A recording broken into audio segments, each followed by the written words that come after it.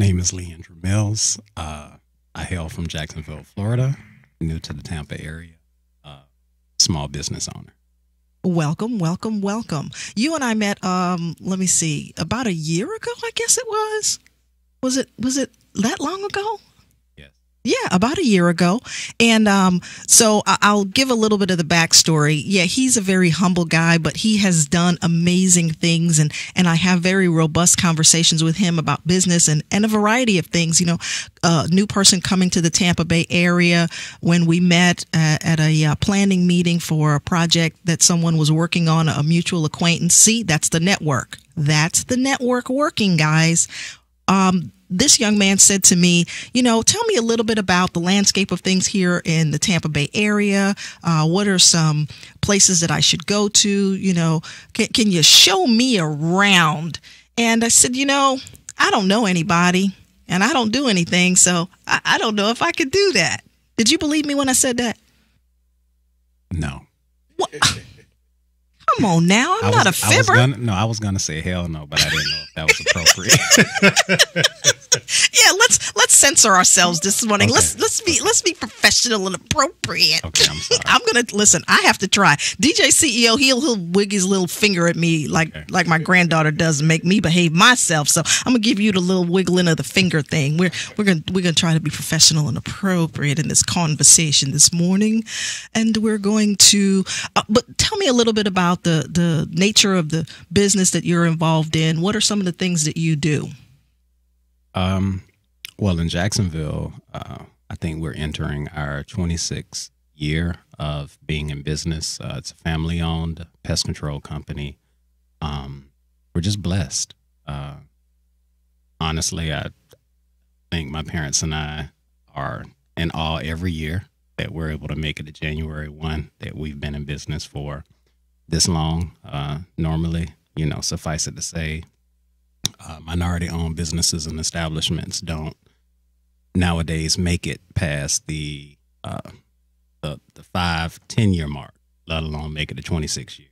Yeah, so that's definitely right. Yeah, absolutely. That's definitely something to be celebrated. When you shared with me how long your family had been in business, I thought that was amazing, and so I totally understand because my family has had several businesses. In fact, we used to have a restaurant in Ybor City, and I say used to because we in the recent years the family sold that, and there's a new restaurant there. So it's interesting. You're right. So many businesses they don't make it past the 3-year mark. You know, I just celebrated 3 years as Miss D, the job coach, and I truly am celebrating, and I celebrate this community for supporting me. Yes. Thank you so much, DJ CEO. Thank you so much. And you know, family owned business entrepreneurship it's a beast. It really is. And sometimes people don't really get it. They don't get all the ins, the outs, the dynamics of being a business owner, small, big, whatever your business is. If you're traveling the entrepreneurial journey, it's awesome journey, and I celebrate you and your family for sticking it out, for riding the ride, for the ups and downs, and what you guys do in the community is absolutely amazing. So that's what your family does, but what do you do, sir? What do you mean? I need you to be very specific. Well, whatever you want to share. I mean, whatever you want to share. You're a very dynamic person, so that's why I really didn't want to share, you know, what I wanted to share about you. I want you to share what you want to share about you. You're a very dynamic person. You've spent some time in the community. You've made a great impact in Jacksonville, if you want to talk about that. Well, in Jacksonville, I ran for Florida State Senate in 2011, so I have a very diverse and varied career in politics and the nonprofit sector. As a result, as a community activist, the north side of Jacksonville is very comparable, similar to the East Tampa area. Right. So, you know, I put on a lot of community events, health fairs, arts and vendors markets, that sort of thing, just leveraged whatever cachet I was able to develop with my career in politics to try to benefit the residents in the disenfranchised areas of Jacksonville. So just did a lot of that And then I'm just a free spirit. So even from an employment or entrepreneurial perspective, I do whatever I want to do. So if I wake up one morning and I decide I want to be an insurance agent, then I go and get 3 insurance licenses like I have. If I wake up the next morning and decide I want to do real estate, then I'll go and take the real estate exam like I did. And you took that recently, didn't you, sir? Yes. So just never limit yourself. Never limit yourself. And if I decide that I want to go and get a part-time job somewhere, even though I'm very entrepreneurial, I'm not opposed to working for somebody else. So I'll do that too. Well, I think that's a great message, is that we've got to have diversity in our resume. We're going to go ahead and take a break. When we come back, we're going to talk a little bit more with Mr. Mills. Thank you so much for being here with us on In Touch News Radio.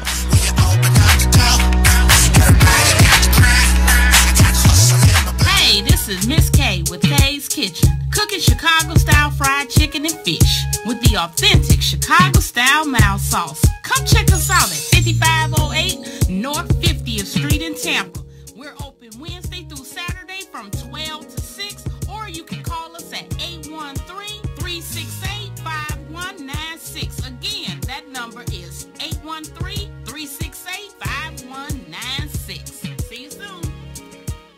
Hey, this is Agent Wright, better known as Mr. Clean. You looking for some great barbecue? Come see them two brothers in the grill, located at 423 Virginia Street, Charleston, West Virginia. We got ribs, chicken, pulled pork, brisket, collard greens, mac and cheese, baby. Come get some and get you a nice, smooth cigar. 304-550-4431. That is 304-550-4431. Come get some, baby. The Rib Man, mama, the Rib Man. Call Ricky. Ask Ricky. You need medical or a lawyer? I got the man to do the legwork for you. We tried the other ones before, so believe we hunted down 813-248-6300. Everything gon' be okay. Call Ricky, he coming. He taking care of state of Florida. Grab a pen or sundown. 184-361-RICK. That's 184-361-7425. Never word from the point forward, just recline. Just ask Ricky, plus your boy statewide. Just in case you missed it, I'ma tell you one more time. 184-361-RICK. Call Ricky, ask Ricky is a legal medical referral service. The doctors and lawyers in our network are trained in handling auto injury claims and getting you the best medical treatment and recovery. Dial 1-844-361-RICK. That's 1-844-361-7425. Ricky. Ask Ricky.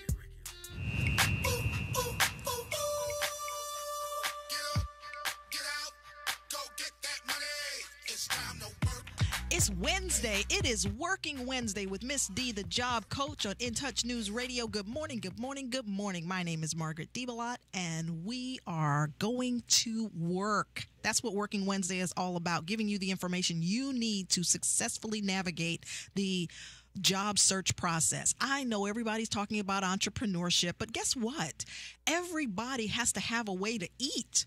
I like eating consistently, and a job is a great way to eat until you get your business off the ground. When I started in my first business, one of the things that appealed to me about the person that recruited me was simply that I could maintain my full-time job and learn the business that they were in part-time. And that was in financial services. That was an amazing experience. I learned overwhelming amount of things about entrepreneurship, and I recognized that I truly am an entrepreneur. And I spent 15 years in human resources, hiring and training and developing people in corporate America. And so I said, you know what? I can marry those two things together. I can bring that information to the marketplace. There are people who want to know how to navigate the job search process. People have questions. And so Miss D, the job coach, came to be a thing after I was the job developer for a program in Pinellas County for some time. And I just said, you know what, I can do this. And that's exactly what it takes to become an entrepreneur. You simply decide what it is you want to do. And Mr. Mills said it before we took the break. He said, if I get up today and I decide I want to do this, I'm going to do this. If I get up today and I decide I want to do something else, you go and you steady the course and you find out what you need to do to be qualified to do that. If you need to take classes, then take classes. If you need to get a license, get a license, whatever it takes, so that you can go the places that you want to go with yourself, with your career, with your business, etc.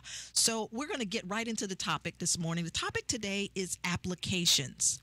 Mr. Mills, how do you feel about the application process in the society today? It really depends. I think for jobs that pay a lower wage, I understand that the HR process and the need to effectively screen applicants, but I think they kind of go overboard in a sense, and that's what provoked the discussion that you and I had, which turned out to be very robust because we were talking about online assessments. Yeah, you fill out the application. Let's cover the application, and then we're going to circle back to the assessment process. The application process, I agree with you. The online application is a beast. And when I sit down with somebody who's never gone through that process, they just look at me, they go, I don't even know if I did it right. And one of the things that I share with people is before you even go online to fill out anything, start out with what I call a data sheet. Get all of the information that you need to fill out the application. The application is going to take you 45 minutes anyway to get through all the buttons online. So why not be better prepared by having a sheet of paper that you're really just cutting and pasting the information, for lack of a better word. The data sheet should have the name of all the places that you've worked, the name, the address, your supervisors, the phone numbers, the email address, all of the stuff that you expect to see on the application. People get angry when they get to an application, and one of the reasons why they get angry and frustrated is because it has all those itty bitty boxes, and they don't always have all the information. So before you fill out any application, create a data sheet. Have all of the information there on a separate sheet of paper in front of you. Do you think that would help a person going through that process? Yes, most definitely. It's difficult to remember a lot of that information most times, especially names of supervisors, all of the job duties. I get questions, just from my networks. We have, I wouldn't call it mastermind groups, but just groups, networks, groups of friends. When they're out applying for jobs, just text threads, and they'll ask a lot of questions. And again, that's how the online assessment thing came up, because I had a very close friend of mine that I grew up with, and he's in the process of applying for a job at Anheuser-Busch. And he was absolutely terrified because he's not used to the online assessment process. So he reached out to our text thread group. It's like 5 of us, 5 guys that all grew up together. And he was like, "Hey man, I need help. I don't know how to make it through this online assessment." And that's what people do.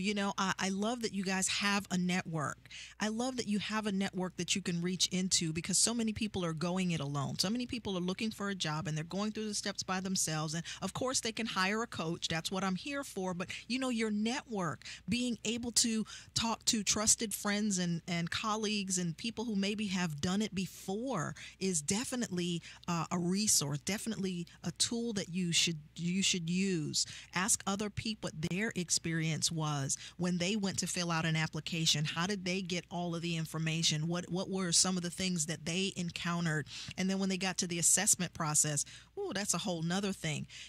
I start out advising people that the application is your legal request for employment. I know that it's a pain in the neck. I know that the online process is intimidating, but it's the process that companies have gone to. One of the reasons why I was reorganized, like that word, reorganized. I was reorganized into my situation of looking for what I was going to do next with my career. And through that reorganization process, some of the things went to being automated, and the online process, replacing people with automated processes to be able to screen people into jobs. And it just is what it is. And I don't spend a whole overwhelming amount of time debating people about something that is. It's like talking about why the rain is going to come down. It just is pointless. But what I do encourage people to do is that when they know it's going to rain, put on your galoshes and get an umbrella, right? So when it comes to the application process, let's be prepared. Let's have that data sheet. Let's understand all of the questions that are on the test. Let's also be prepared for the fact that an assessment might happen. It does happen. It's way more prevalent now. It is way more prevalent. And let me talk a little bit about my experience with assessments. I actually was working for a company when we implemented the assessment process. So I'm very in tune to the assessment process, the implementation of assessments in a particular environment, and what happens before the company actually starts giving the assessment to candidates. There are steps that companies take, and part of our conversation was that it is almost necessary, is what companies decide, because there are so many candidates that are just putting in applications. They're just applying for anything. They want a job so bad they'll just apply for anything, whether they are qualified or not, right? So companies said, well, listen, we need a fighting chance with all of these candidates. And we have less staff now because we've downsized our HR departments and we don't do our recruiting internally. And so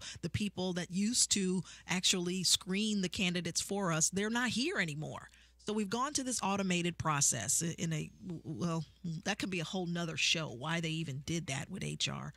It's annoying to me, but nonetheless, I digress. I'm sorry. Companies decided that they needed an objective tool to measure the likelihood that this would be a good candidate, because that's all it does, the likelihood. So let's talk about hood now. Let's talk about how the people in the neighborhoods all over the United States. I'm not pointing at any one group of people, but people in every hood are saying the same thing.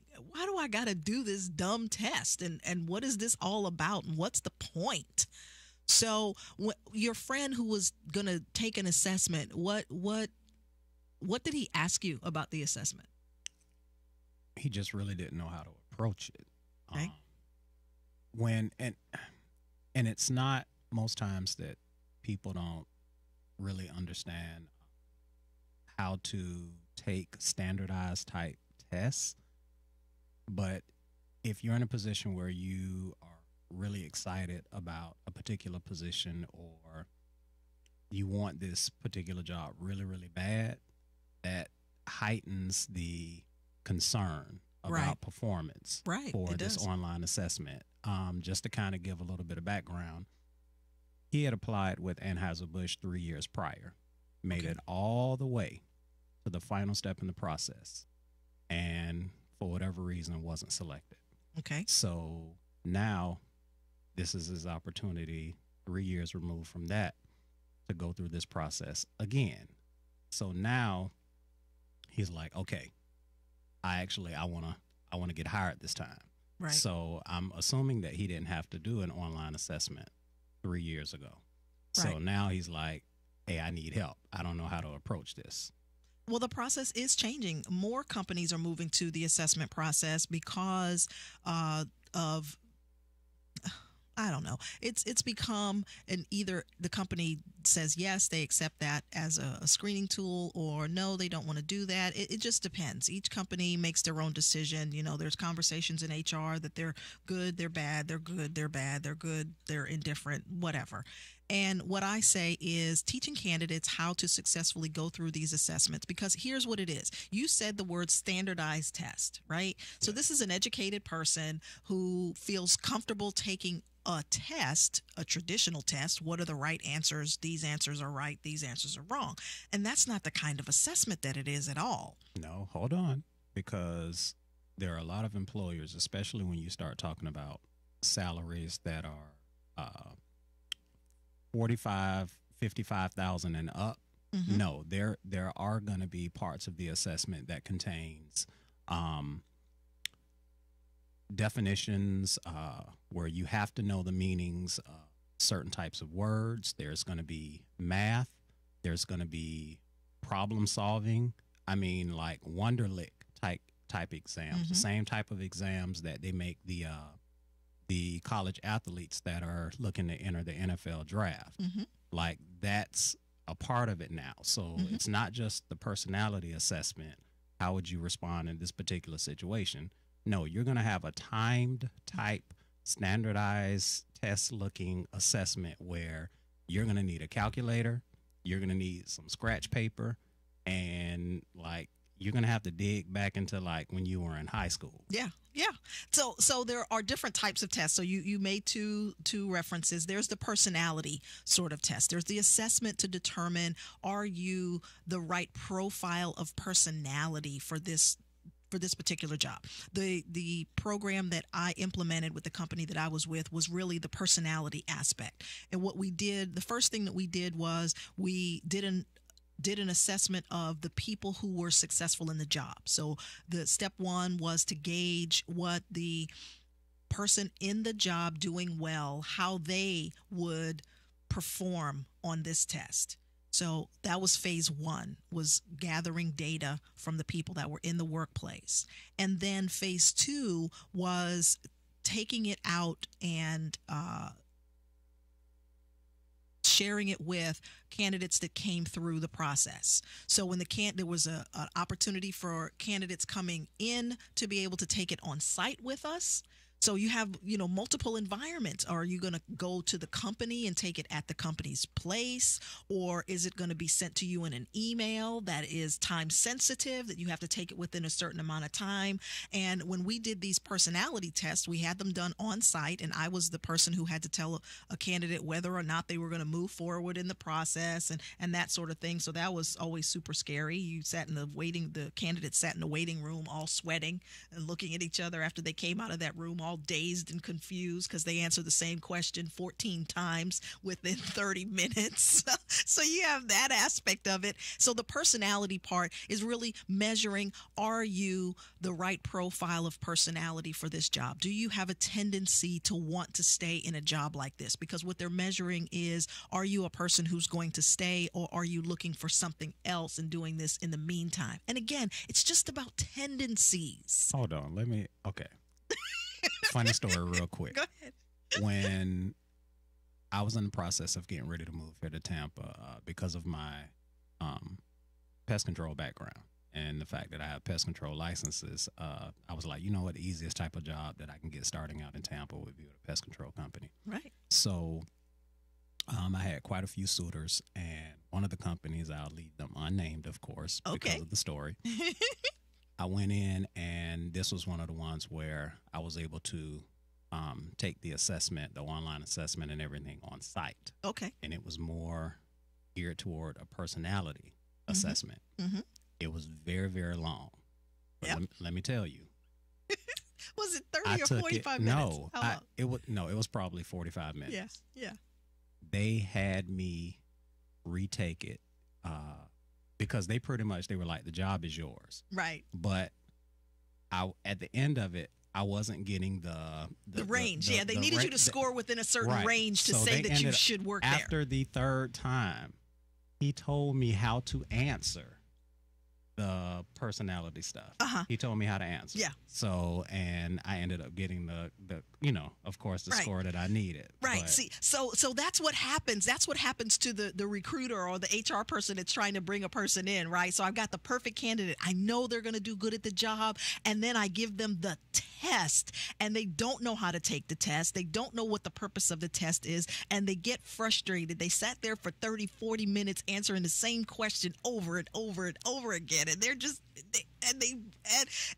see, you're an entrepreneur. That's why you didn't score well. You didn't score within the range of somebody who would be perfectly happy working that particular role for whatever the length of time their average employee works there. That's the purpose. So then the question becomes, when you're taking a personality assessment, what is the best approach? So do you do you answer the questions genuinely and honestly, or do you answer the questions based on the job duties and job descriptions of that particular position? So that's a great question. I'll tell you what my answer is. And the reason why this is my answer is because of what I have seen, okay? You are who you are, and you're going to perform as yourself most consistently. Right? The reason why they ask you the same question over and over and over is they're looking for consistency. Is this just your answer because you're thinking like the employee, or is that really your answer? So you get the same question over and over and over because you probably don't remember how you answered it the last time, right? So it's going to measure your tendencies, and that's why repetitive questioning. So I tell people, just go in, answer the questions. Don't try to navigate it. Don't try to make yourself think like, okay, what do I want them to think I'm thinking when I'm thinking what I'm thinking? Don't overthink the test. If you don't do well on the test, if you don't score within the range that they're expecting, you're probably not going to be happy with the job, to be perfectly honest. Now, I understand people are saying, oh, but I need a job. Yes, but here's what the employer is thinking. Now, that's the side of the desk that I like to talk from. Here's what the employer is thinking. I'm going to hire you, and in 30 days, when the job that's really for you comes along, I'm going to get to look for a new employee because you're going to leave. So that's what they're trying to hedge on their end, because on average, it costs a company between $5,000 and $10,000 to bring on a new full-time, well-paid employee. So they're protecting themselves. It's not about you. It's not against you. And I tell people all the time, just don't take it personal. Don't get upset. If you didn't get that job, it's probably because it really was not the job for you. I know you're irritated, but what I try to do with my candidates is encourage them to apply for the job that they're best suited for, so that they don't have this series of rejection and confusion and frustration, because it's not fun. Listen, looking for a job, I've told GJ CEO this more than once, and this is when he gives me the little waving his finger thing at me. I say, looking for a job sucks. It just does. It is a necessary thing in our economy, but it is not a fun process. And as Miss D, the job coach, I'm here on Working Wednesday to help you go through the process here on In Touch News Radio. We'll be right back.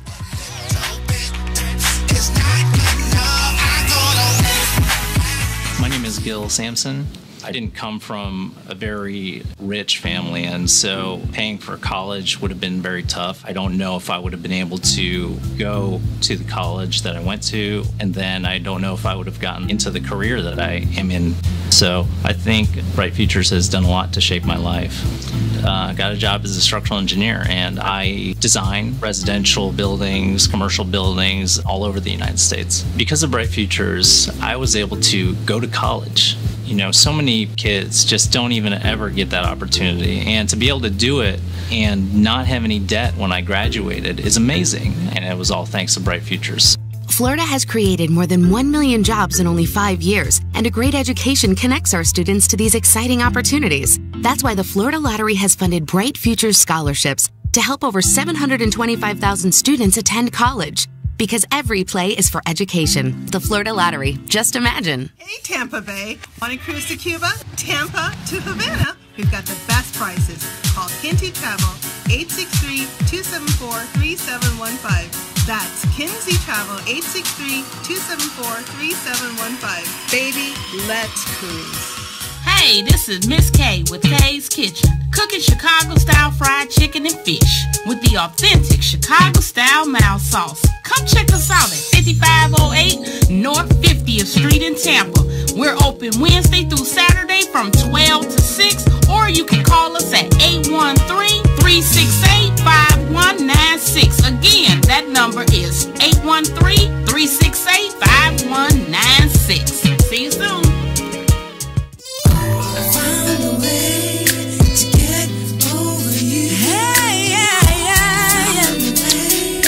It's Working Wednesday, y'all.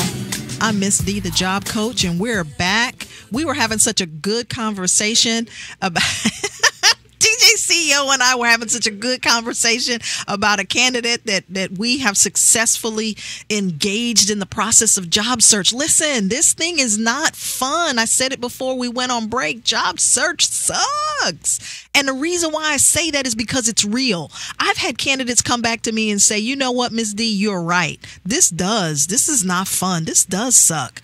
But because they are prepared for the fact that it's not going to be fun every minute, and because they're engaged in the process, and because they're engaged with a job coach, Miss D, the job coach specifically, because they're engaged with me, they know that when they have questions, when it's not fun, when they want to bite somebody literally because they're so frustrated, they know that they have a soft place to land. So I follow my candidates once they get their job. I follow them through their first 90 days. And some people say, well, do you charge extra for that? I go, no, it's part of the process, because you're not employed until you've made it through your first 90 days, because during that 90 days you may decide it's not for you, and they may decide you're not for them either.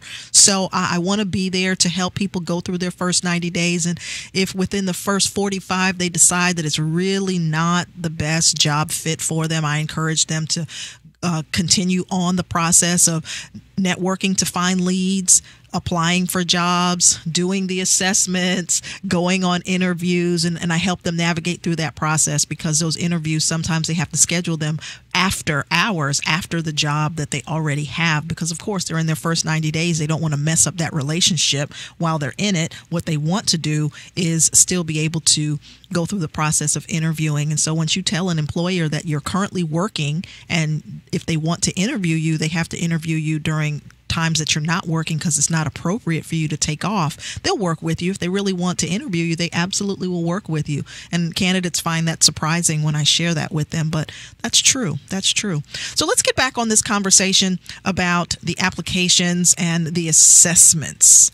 So there's a personality assessment, and there's really not a way for you to navigate that. Now, you were fortunate, sir, in that the employer really, really wanted you, right? So they took you back in there and said, here, press this one and press this one and press this one. They needed, because see, there's a process. There's some legal stuff that goes along with the application process, and each candidate needs to score within the range of a candidate that they would accept, or else their paperwork won't line up. So yeah, some recruiters will do that. They'll take you back and say, listen, here's what this test is about. Here's what you need to do in order for your scores to come out. And that's rare. It's rare, but it does happen.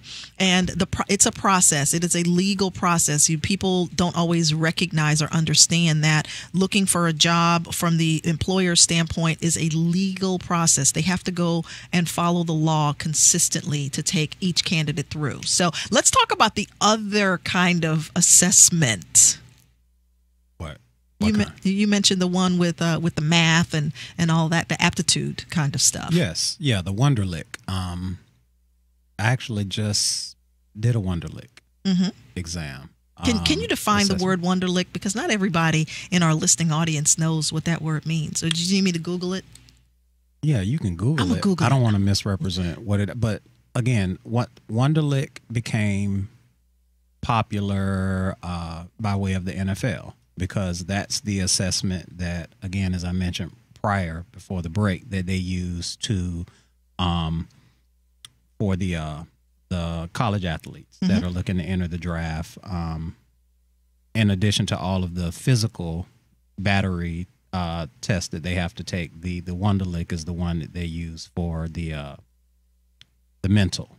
Okay. Well, I think that's when they talk about the Wonderlic, I think they're specifically talking about the company that designed the assessment. That's the name of the name of the company that designed it is. But no, it's called the Wonderlic test. Okay. Because they're the ones who designed it. I believe that's where it came from. Yes. Yeah. So it's very popular, and the reason that it's so synonymous with the draft is because they publish the scores of the different, especially if it's a highly rated athlete that's going to be in the top 30 draft picks. They're going to publish what the score was. So, I mean, it really doesn't address whether or not you're going to be super successful in the NFL, because there have been some athletes that have scored very, very low on the Wonderlic and who have still performed at a high level in the NFL. But, I mean, one of the things we call that, what we call that is the person has grit. They've got stuff that can't be measured that makes them successful. The assessment process is really just to see, are you in the range of what most other people who are doing this same thing, are you going to score in that same range? That's really all the tests are about. Even when you're talking about the test that has math on it, I took a test one time for an insurance adjuster's position, and there was a lot of stuff that spatial test, spatial measurement, and all of that stuff. That I remember that guy's class, shop class, Mr. Mancini. I'll never forget him. I may need to say rest his soul at this point, but Mr. Mancini, I hated his class because I could never get those angles right. I never could measure all that stuff. I'd always go talk to a boy. That's how I passed this class. I got a boy to do it for me. I said, how do you do? Listen, I did his biology and he did the shop class for me. It was a sharing thing, because sharing was caring. It was a collaboration. We were going to get out of middle school. That was our goal. We were going to go to high school. And so we shared information in order for us both to be successful. But even when I took that assessment, I was like, oh man, I got to do this? Oh no, I'm not getting this job. Now, would I be a good adjuster? Maybe I would be, but according to that assessment, I was not going forward because I did not display the competencies of someone who was in that job already. Now, that's where sometimes people get challenged. They go, I'm not in the job. I haven't gone through the training. Don't you guys teach people how to do this? Okay. So because of how important I believe this is, one of the first things that they suggest is if you're able to get in touch with the hiring manager, they ask to reach out to the hiring manager and ask them exactly what to expect from that online assessment. So they said because there are no right answers to the questions, the hiring manager should be able to tell you the basic concepts you can expect to encounter on the assessment. So they say the questions to ask would be, is there anything I can do to prepare for this online assessment, and what kind of subject matter will I be tested on? So absolutely. Now, where did you get that? Now, tell me what you did to get that information. Hold on. Because this is something that I tell my candidates to do. Okay. So the Google search that I did. Okay, stop right there. Oh, you Google searched. Yes. That is a huge resource. Whatever it is you want to know about the job search process, go Google it. I tell people that all the time. I tell them to go to YouTube, watch videos. There's a lot of resources that are available to you online. I mean, whether you have me as a coach or you don't, please use the internet to learn about best practices. And that thing lays it, that Google search that you did, it lays it out. Step one, here's what you do. Reach out to the hiring manager. Hiring managers will give you insight. They'll give you the objective information that they can give you. So what site did you end up on with your Google search? Well, there'll be a plethora of search results. The only thing that I did in the search bar was I put how to perform well on job assessment exams. That was what I put in the job, and it brought, that. So right. they'll have a plethora of options that they can choose from. Probably the first 4 pages, they'll have a ton of information that they can look at that'll give them all of the tips and suggestions and advice that they would need in order to know exactly where to start. And then I also think some in-person stuff like getting with someone like you would be very effective as well. It helps to enhance the process. Absolutely. Right. Absolutely. I mean, the challenge that I think a lot of people have is there is so much stuff on the internet. I have candidates that come back to me and say, okay, listen, I did what you told me. We have a session and I give them an assignment, a list of things for them to do until we get to our next session together. And they'll call me in between and say, okay, listen, I went there, I pressed all those buttons. Do you know how much stuff comes up? And I go, yeah, I have an idea how much stuff comes up. And they go, I can't read all of that. I can't get, that's why I hired you. And here's the thing. human beings learn in a variety of ways. Some people learn from reading. Some people learn from hearing. Some people learn from doing. So when I go through coaching with someone, I take them through all of the different learning styles to see which ones are the most effective for them. In some cases, it's us doing something together. In some cases, it's them reading so that when we get back together, they're able to ask me questions. So they'll come to me after reading something like what you just shared and say, is that really going to work? Is that okay? So that's the benefit of having someone like myself going to the internet, looking at information, and then you'll be able to do what you just said, which is talk to a live person. Your friend was able to go to the internet, find information, but then you still have that little question mark over your head, right? Yeah. Is this what? And then now that's where you go to your network or you go to your coach and you say, is this really what I'm supposed to do? Because reading it online doesn't always make it real. Yeah. This is critical, and I think a lot of people need to reach out to you for assistance on this, because I think so much time is spent talking about just making sure your cover letter in your resume is pristine. Mm-hmm. And what people are not realizing is, they have that part down pat, and they're wondering why they aren't receiving emails or getting calls about interviews, and it's because they're not performing well on these online assessments. I think it's amazing that you shared that. When I tell people that I don't do resumes, they look at me all cross-eyed. They go, what kind of job coach are you? You don't do resumes. I go, because you can go hire somebody to do a resume for you. As a coach, it's my job to give you the stuff that you can't get other places. I sometimes tell people that I'm a concierge type service, someone that's going to get beside you and help you hand in hand go through the process. You can go and hire someone to write your resume for you, but if you can't speak to the resume when you get to the interview, it doesn't matter.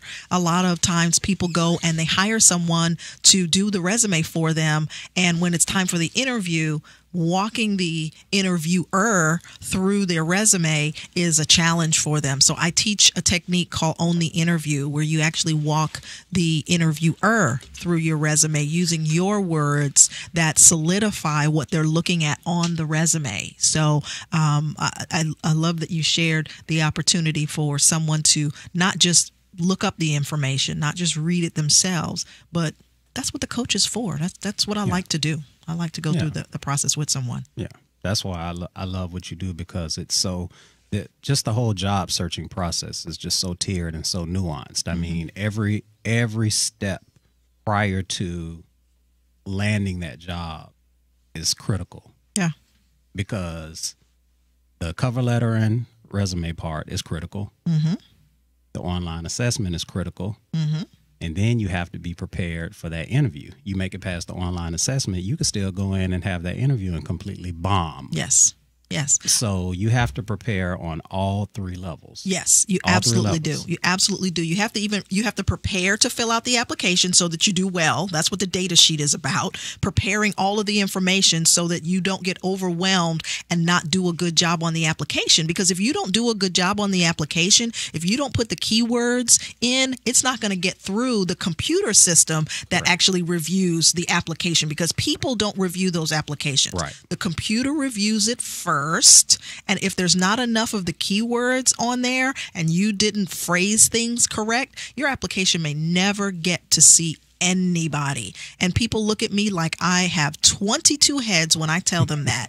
But I say, if you don't have the keywords on there, if you don't know the industry jargon, if you have been out of the job search activity for so long that you don't know that, you could be extremely qualified and nobody will ever know anything about you. And it's frustrating. That's why I'm the job coach, because I get it. I tell you, I became a job coach because when I used to sit on the other side of the desk and screen applicants all day, I was in pain. I was in pain listening to people perform poor. I felt bad for them. And as the HR person, there was only so much that I could do. And I sat at my desk one day and I said, if I ever get the chance to tell people on the other side of the desk how to not perform so poorly, I absolutely will do it. Amen. And coming to Tampa gave me that opportunity. When I came here and I was able to grab a hold to being an entrepreneur, I said, this is what I want to do. There's tough days in this whole journey, and getting candidates to get it is sometimes tough. But Gary V, who's a very... Love Gary V. I love him. And Gary V said to me one day, because, he talks to me. I don't know if he talks to you, but he talks to me when I listen to his podcast. And what he told me was that I needed clients that wanted me, not clients that needed me. There are many people that need my service, but until you want it, you won't get it. Meaning, until you truly want it. My best client is someone who has tried looking for a job on their own, and they are so frustrated trying to do it on their own that they absolutely get it every time I talk to them, because they have experienced unsuccessful job search. They know how to get in there and mess it up real good. Because usually when I get a referral, like people refer people to me and I say, okay, how long have they been searching? Oh, well, they just started. I'll have a conversation with them, and most of the time they'll tell me, well, I'm going to go ahead and I've got a few leads, and let me get back to and when they say about 52 times in the conversation, I know that they're not ready. I don't feel any type of way about it. I know that they're not ready. They're still eager and excited. They haven't gotten to that assessment yet. That's what happened to They haven't gotten to the assessment yet. They haven't recognized how challenging job search really is. I've broken it down to 4 steps, but let me tell you something. Those 4 steps applied to each person is a total customized experience, because it depends. People ask me questions and I say, well, it depends. It depends on what your background is. It depends on what job you're looking for. It depends on what industry you want to be in. Tell me what your profile is. And the person that comes to me and says, I just need leads, I tell them, go talk to your friends. Your friends got leads. Go network. Go use your network. And when you've hit the wall, that's when the coach will pick you up. Miss D, the job coach, will pick you up off the floor and help you to successfully navigate job search. Now, I know after this conversation here today, you're going to say, Miss D, I need more. So let me tell you how to get in contact with me. You can reach me. Let me start with the easy stuff first. My direct number is 704-277-8714. That's my number. I answer that. If I don't answer it, please leave me a voicemail. I promise I will get back to you within 24 hours. You can also go to my website and learn a little bit about me there, www.S as in Sam, D as in David, thejobcoach.com. Register there. If you subscribe, I will send you a personal email and offer you the opportunity to have a brief conversation to see if there's something I can do to help you. And then you also can find me on all social media. I want to thank all the people on Facebook and on YouTube and every different place that you may be watching me or may see this show. Thank you so much for supporting Working Wednesday on In Touch News Radio. We absolutely love the support. I am Miss D, the job coach. Thank you for following, liking, sharing, all of that. Hey, Mr. Mills. Hey. Thank you so much for being here today. Thank you. I just have one quick suggestion. Yes. For the online assessment part, take the practice exams. You can go on Google, and there are tons of practice Myers-Briggs personality assessments, as well as a bunch of Wonderlic practice assessments that you can do just in your spare time to help you prepare for the online assessment part. The Myers-Briggs, when I talk to people about Myers-Briggs, they know how old I am, because Myers-Briggs is the foundation of all of the assessments that you see out there in the marketplace today. There's a lot of new ones, but they're all they all came from Myers-Briggs, though that was the originator. So if someone would like to get in touch with you, Mr. Mills, how do they do that? 904-755-5281.